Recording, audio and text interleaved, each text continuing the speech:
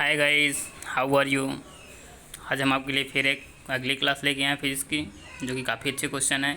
Chapter का नाम है कैपेसिटेंस, मतलब संधारित्र। ठीक है ना दोस्तों, कैपेसिटेंस संधारित्र चैप्टर से क्वेश्चन लेके आए हैं, जो 25 हैं। काफ़ी अच्छे क्वेश्चन है, इंपॉर्टेंट क्वेश्चन है और कॉन्सेप्ट के ऊपर क्वेश्चन है। ठीक है दोस्तों, जैसे दिख रहा होगा कि आपको स्क्रीन पर पहला क्वेश्चन कह रहा है कि दो संधारित्रों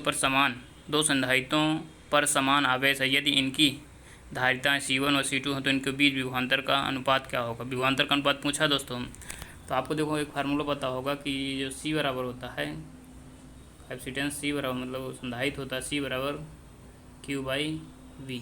ये फार्मूला होता है। ठीक है दोस्तों, ये होता है फार्मूला। तो अगर यहाँ से हम देखें तो यहाँ B बराबर जो हो जाएगा दोस्तों, ये हो जाएगा Q/C हो जाएगा। ठीक है, Q/C। ठीक है, तो अगर हम देखें तो यहाँ पे V जो है उसका क्या है, इन्वर्सली, मतलब इन्वर्सली है। ठीक है ना, ये है मतलब व्युत्क्रम अनुपाती है। ठीक है दोस्तों, तो यहाँ पे कह रहा है कि दो संधारित्रों पर समान आवेश हैं, मतलब आवेश समान है। ठीक है, कह रहा है यदि उनकी धारिताएं C1 और C2 हैं तो विभवांतरों का अनुपात क्या होगा।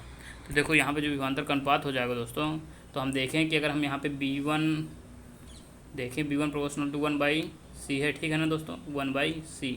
तो अगर यहाँ से B1 B2 निकालें तो B1/B2 हो जाएगा दोस्तों, ये हो जाएगा 1/C1 बटे में 1/C2, ये हो जाएगा। ठीक है दोस्तों, तो ये सबसे ऊपर चला जाएगा तो यह हो जाएगा C2/C1। ठीक है, ये अनुपात आएगा। तो इसका आंसर कौन सा सही हो जाएगा दोस्तों, इसका जो आंसर सही हो जाएगा, इसका B नंबर करेक्ट हो जाएगा। ठीक है, समझ में आ गया होगा। वैसे ईजी क्वेश्चन था, काफ़ी ईजी क्वेश्चन था। अगला क्वेश्चन देखते हैं। अगला कह रहा है कि संधारित्र में होकर लगातार कौन सी धारा बहती है। देखो कितना बढ़िया क्वेश्चन है, काफ़ी इंपॉर्टेंट। कह रहा है व्हिच करंट फॉलो कंसल्ट, कह रहा है कि संधारित्र में होकर लगातार कौन सी धारा बहती है। Which current flow continuously through the capacitance, मतलब कंटिन्यू कौन सी धारा बहती है लगातार, कंटिन्यूसली। ठीक है दोस्तों, थ्रू द कैपेसिटेंस। तो इसका जो आंसर हो जाएगा दोस्तों, ये इसका आंसर हो जाएगा B नंबर। ठीक है, प्रत्यावर्ती धारा बहती है। ठीक है, B नंबर सही हो जाएगा। ठीक है, इसका जो आंसर हो जाएगा B नंबर करेक्ट हो जाएगा। ओके, अगला क्वेश्चन देखते हैं। अगला क्या है, अगला कह रहा है कि फैराड तुल्य है, farad is equal to, farad तुल्य है मतलब किसके, पहला ऑप्शन में दिया Q²/V, दूसरा दिया Q/V², तीसरा दिया है QV, चौथा दिया Q/V। तो हम आपको इसके पहले फैराड का मतलब, फैराड किसका मात्रक होता है अगर पूछा जाए तो फैराड जो होता है धारिता का मात्रक होता है। धारिता आपको पता है कि धारिता C बराबर होता है Q/V, ये होता है फार्मूला Q/V। ठीक है दोस्तों, फार्मूला तो पता होगा, तो Q/V मतलब इसका आंसर कौन सही हो जाएगा, D नंबर सही हो जाएगा। ठीक है, अगला क्वेश्चन देखते हैं कि अगला क्या है। अगला कह रहा है कि समांतर प्लेट संधारित्र की धारिता बढ़ती है जबकि प्लेटों पर विभवांतर बढ़ाएं, प्लेटों का क्षेत्रफल कम कर दें, प्लेटों के बीच की दूरी बढ़ा दें और क्या प्लेटों के बीच माध्यम की परत मोटी कर दें। तो दोस्तों इसका जो आंसर हो जाएगा, इसका आंसर हो जाएगा D नंबर दोस्तों। कह रहा है कि समांतर प्लेट संधारित्र की धारिता बढ़ती है जब, तो समांतर प्लेट संधारित्र की धारिता का फार्मूला ये भी होता है कि C बराबर KA/0/D। ठीक है ना, प्लेटों के बीच की दूरी। काफ़ी हद तक ऊपर वो C नंबर भी सही है दोस्तों, ये भी C है, ये भी बात सही है। कह रहा है कि जो ये फार्मूला होता है तो ये बराबर C बराबर होता है KA/0 पाई में D, मतलब ठीक है दोस्तों D। तो कह रहा है प्लेटों के बीच की दूरी बढ़ा दें, अगर यहाँ से दूरी हम बढ़ा देंगे तो धारिता जो हो जाएगी दोस्तों वो घट जाएगी। कैसे, इसके इन्वर्सली प्रोपोर्शनल टू है, मतलब व्युत्क्रमानुपाती है। ठीक है दोस्तों, तो अगर यहाँ पे D बढ़ाएंगे तो ये जो धारिता वो घटेगी। अगर इनके प्लेट के बीच की मोटाई, मतलब मोटी परत, माध्यम में मोटी परत बढ़ दे तो इसका D नंबर आंसर सही हो जाएगा। ठीक है दोस्तों, तो आप लोग ध्यान दीजिएगा। ठीक है, अगला क्वेश्चन देखते हैं कि अगला क्या है। अगला जो है दोस्तों, अगला कह रहा है कि संधारित्र की धारिता चालकों के बीच माध्यम परावैद्युतांक के समानुपाती होती है, दूसरा दिया है व्युत्क्रमानुपाती होती है, तीसरा दिया वर्ग के समानुपाती होती है, चौथा दिया है ऊपर निर्भर नहीं करती। तो ये जो इसका फार्मूला होता है दोस्तों, इसका ये होता है, मतलब कि वो C धारिता बराबर होता है दोस्तों, फार्मूला जो होता है तो CM बराबर हो जाता है KC, ये मतलब समानुपाती होती है। ठीक है दोस्तों, माध्यम के समानुपाती होती है, प्रवर्धक माध्यम के समानुपाती होती है। तो इसका आंसर सही हो जाएगा दोस्तों, पहला नंबर। ठीक है, अगला क्वेश्चन देखते हैं। अगला क्या है, अगला कह रहा है कि संलग्न परिपथ में बिंदुओं A व B के बीच तुल्य धारिता क्या होगी। पहला दिया है कि देखो ये ऊपर वाला देखा जाए दोस्तों, तो ये दोनों जो हैं ये श्रेणी क्रम में हैं, और नीचे भी श्रेणी क्रम है। पर टोटल दोस्तों जो ये हैं सब 10-10 के हैं, तो इनके ए और बी के बीच जो मान आएगा, अगर आप लोग सॉल्व करेंगे इसे, ईजी काफ़ी है, इसका मान 10 ही आएगा। ठीक है दोस्तों, अगर टोटल मान एक समान होते हैं, इस तरह का रखा रहता है कोई भी चित्र, तो इसका टोटल मान 10 ही आता है। ठीक है दोस्तों, अगर यहाँ वैल्यू चेंज होती तो आंसर इसका दूसरा हो जाता। अगर आप हल करें तो हल कर सकते हैं। श्रेणी क्रम में जो हो जाएगा, तो आपको फार्मूला पता होगा कि श्रेणी क्रम का होता है सी बराबर, यहाँ पे हो जाएगा C1 C2 अपान में C1 + C2। ठीक है दोस्तों, ये फार्मूला होता है। अगर वो समांतर क्रम में हो जाएगा तो सीधा हो जाता है C1 + C2। ठीक है, पहले आप ऊपर श्रेणी क्रम का कर लेंगे नीचे, फिर इन दोनों का समांतर क्रम कर लेंगे, आ जाएगा ठीक है सीधे 10। ठीक है दोस्तों, क्योंकि समान वैल्यू है तो इसका आंसर 10 ही आएगा। ठीक है, अगला कह रहा है कि 2 माइक्रोफैरड धारिता को 500 वोल्ट आवेशित किया जाता है। कह रहा है संग्रहित ऊर्जा का मान जूल में बताना है। ठीक है दोस्तों, तो आपको इसका वो फार्मूला तो पता है। अगर हम देखें तो इसका जो फार्मूला आपको पता है कि ये ऊर्जा बराबर होता है 1/2 CV²। ठीक है, ये होता है, आप यहाँ पे मान रख देंगे। आपको C दे दिया है 2 माइक्रोफैरड, अगर यहाँ पे रखें तो ये 1/2 C दे दिया 2 माइक्रोफैरड में 10 घाते -6 हो जाएगा। ठीक है दोस्तों, ये हो जाएगा। अब V² CV² होता है फार्मूला में, तो V² मतलब 500 × 500। ठीक है दोस्तों, ये हो जाएगा, 2 से 2 कैंसिल हो जाएगा, तो ये हो जाएगा अपना 25 हो जाएगा, 25 4 0 हो जाएंगे। ठीक है दोस्तों, यहाँ पे × 10 घाते -6 है ये। ठीक है, तो यहाँ 4 0 कैंसिल हो जाएंगे, तो ये आ जाएगा दोस्तों, इसका जो आंसर आ जाएगा हो जाएगा 25/10 घाते -2 बचेगा, मतलब 100। जब इसे हल करेंगे तो ये आ जाएगा 0.25 जूल। ठीक है दोस्तों, इसका जो आंसर आ जाएगा 0.25 जूल, तो इसका आंसर हो जाएगा डी नंबर सही हो जाएगा। यहाँ पे दशमलव नहीं है। ठीक है दोस्तों, तो 0.25 जूल हो जाएगा। ठीक है, समझ में आ गया होगा आपको। अगला क्वेश्चन कह रहा है कि 2 संधारित्रों की धारिताएं C1 तो C2 जिनमें संग्रहित ऊर्जाएं समान है, मतलब ऊर्जाएं समान हैं, तो कह रहा है कि संधारित्र विभवांतर का अनुपात क्या होगा। देखो कितना बड़ी क्वेश्चन दिया, काफ़ी इंपॉर्टेंट और कॉन्सेप्ट के ऊपर क्वेश्चन फार्मूले में रखा है। तो कह रहा है कि दोनों की ऊर्जाएँ जो हैं यहाँ पे, दोनों की ऊर्जाएँ समान कर दिया। ठीक है, तो आपको पता है कि फार्मूला ऊर्जा को जो होता है 1/2 CV² होता है। ठीक है दोस्तों, CV² ये U। तो कह रहा है कि दोनों ऊर्जाएं समान है, मतलब U1 बराबर है U2 के। ठीक है, दोनों ऊर्जा समान कर दिया है। जब आप इसे हल करेंगे तो ये हो जाएगा 1/2 ये C1 B1 के स्क्वायर बराबर हो जाएगा 1/2 C2 B2 का स्क्वायर। ठीक है दोस्तों, यहाँ से ये कैंसिल हो जाएंगे, और इसका अनुपात पूछा है विभवांतर का, तो ये हो जाएगा B1 का स्क्वायर बटे V2 का स्क्वायर। ठीक है दोस्तों, तो यहाँ से आ जाएगा C2 अपान में C1, ये हो जाएगा। ठीक है, तो अगर हम यहाँ से निकालेंगे तो इस साइड ये वर्ग है, तो इस साइड रूट कर देते हैं, तो ये आ जाएगा V1 अनुपात V2 इक्वल टू दोस्तों आ जाएगा रूट के अंदर C2 अपान में, इसका जो मान आ जाएगा दोस्तों V1 बटे V2 का, वो आ जाएगा रूट के अंदर C2 अपान में रूट के अंदर C1, ये आएगा। ठीक है दोस्तों, मतलब √C2 अनुपात C1, तो इसका आंसर जो हो जाएगा दोस्तों, इसका बी नंबर करेक्ट हो जाएगा। ठीक है, अगला क्वेश्चन देखते हैं। अगला कह रहा है कि जब C धारिता वाले संधारित्र को Q आवेश दिया जाता है, मतलब कह रहा है जब C संधारित्र वाले आवेश, मतलब जब C धारिता वाले संधारित्र को Q आवेश दिया जाता है तो इसका विभव V हो जाता है। इस संधारित्र की स्थितिज ऊर्जा क्या होगी।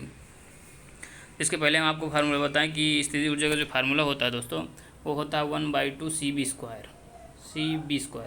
यही बस नहीं होता दोस्तों, इसके बराबर ये भी होता है 1/2 Q² अपान में Q² अपान C, ये भी होता है, और ये भी होता है दोस्तों 1/2 आपको QV, ये तीनों एक ही होते हैं। ठीक है ना दोस्तों, यहाँ पे एक दूसरी वैल्यू होती है, आप लोग ध्यान दीजिएगा। ठीक है, तो इसका जो आंसर हो जाएगा दोस्तों, इसका आंसर हो जाएगा डी नंबर। ठीक है, फार्मूला है, आपको पता रहा होगा। ठीक है, अगला क्वेश्चन देखते हैं।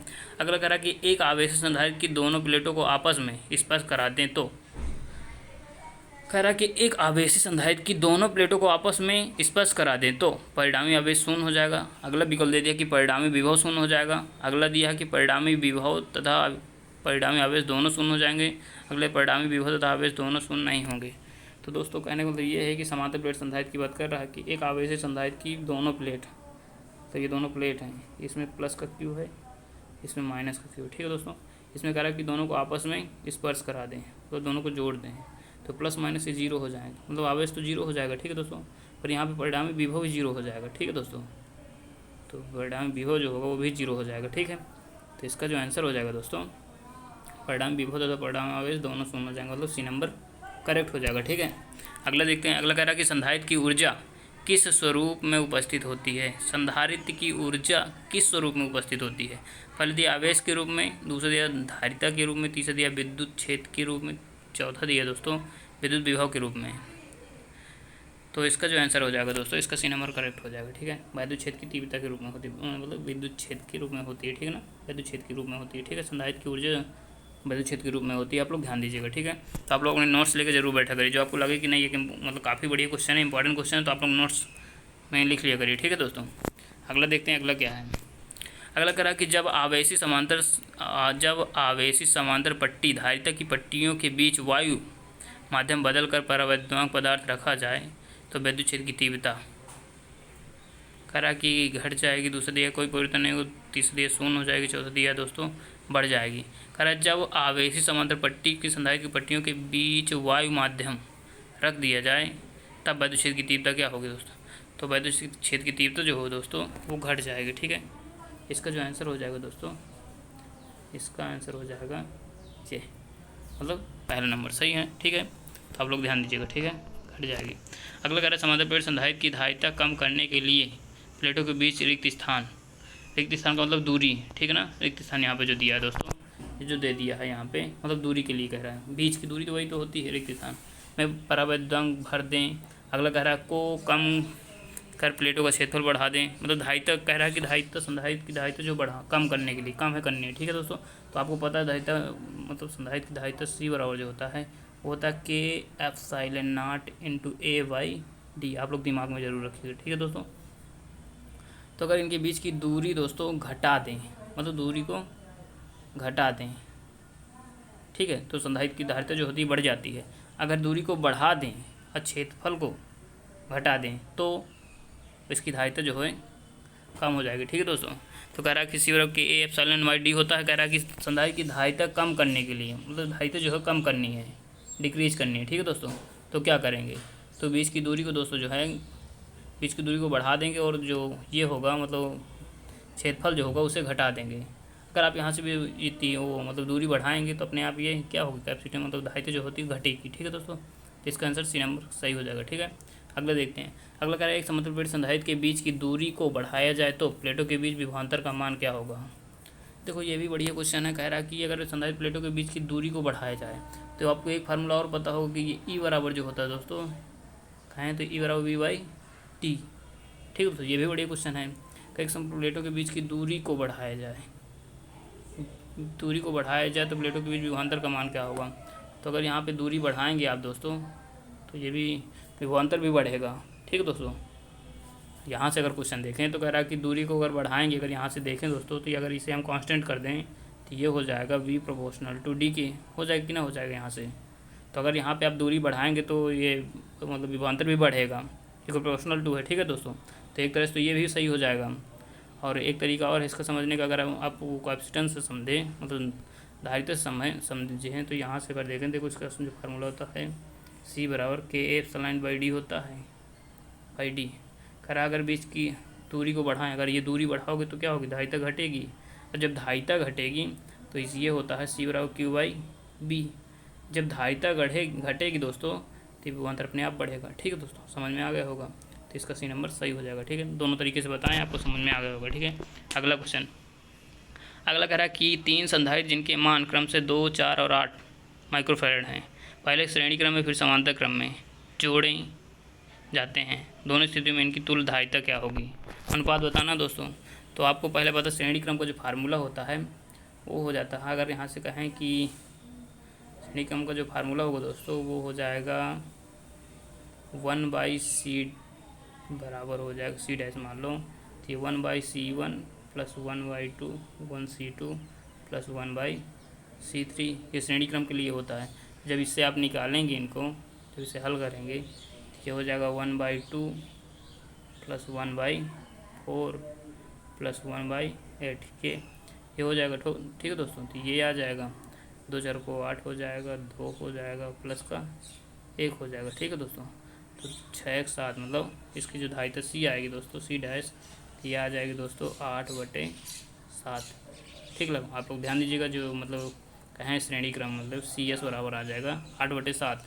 ठीक है, अब पैरेलल में ज्ञात करते हैं समांतर में, तो पैरेलल में जो हो जाएगा सीधा सीधा जोड़ लेते हैं, 2 + 4 + 8 कितना हो जाएगा दोस्तों, 14। ठीक है, अब इनका अनुपात पूछा है तो आप अनुपात में रख देंगे सी एस अपान में सी पी। ठीक है, सी एस अपान में सी पी, ये सी एस कितना था दोस्तों, 8/7 था। ठीक है, और जो सी पी था दोस्तों, सी पी जो था तो 14 था। ठीक है, ये था, तो ये था दोस्तों, तो ये हो जाएगा 2 4 को 8, 2 7 14, ये हो जाएगा 4 7 7 49। ठीक है दोस्तों, तो 4:49 मतलब बी नंबर करेक्ट हो जाएगा। आपको कैलकुलेशन समझ में आ गया हो तो टफ कैलकुलेशन नहीं था, सीधा था, तो अगर आप लोग उसमें रफ में अपनी कॉपी में करेंगे तो जल्दी हो जाएगा और समझ में भी आ जाएगा स्पष्ट। वैसे मैं भी बताया हूँ काफ़ी ईजी था, तो समझ में आ गया होगा आपके। ठीक है, अगला क्वेश्चन देखते हैं। अगला कह रहा है कि लोहा, तांबा तथा एल्युमिनियम के समान त्रिज्या समान कर दिया। ठीक है दोस्तों, यहाँ पे ध्यान दीजिएगा, समान त्रिज्या के गोलाकार, ठीक है, गोलाकार चालकों की धारिताएं क्रमशः C1 C2 तो C3 हैं, तो संबंध बताना है।